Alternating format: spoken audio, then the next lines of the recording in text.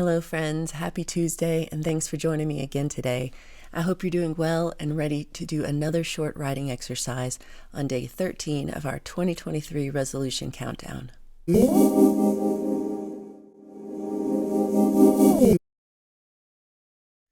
Today, I want to spend about 10 minutes to sit down and think about this question and write down just a list as things come to me.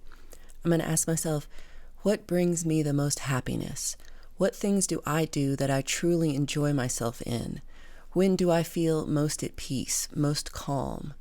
And let me recognize that a lot of people balk at the notion of happiness as a goal, that it's fleeting and meaningless as a term.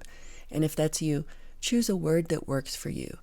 Contentment, satisfaction, being at peace. The word you're using isn't really important. It's trying to recognize those times and places and scenarios that you treasure the most. And don't try to focus on when you're most happy or most content.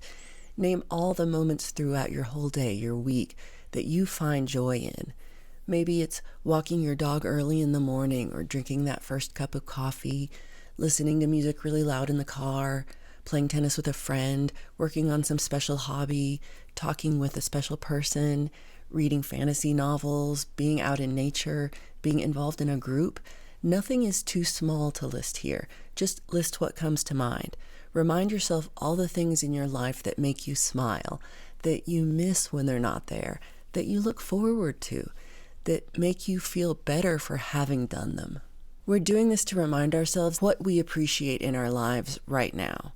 It's easy when we're stuck on wanting to change to feel down on ourselves or our lives.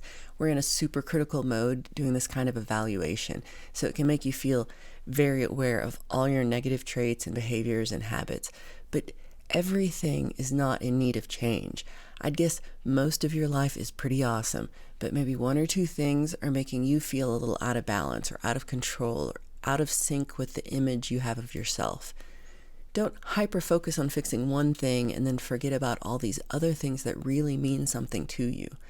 We'll look at this list again in a few days when we try to define our resolutions. Yesterday, I thought I had my resolution all picked out, and this morning I realized I do not. So I'm still at it. I had an interesting conversation yesterday with a friend about how hard it can be to let yourself really be happy and to feel proud of your work without also feeling a little bit of guilt and shame.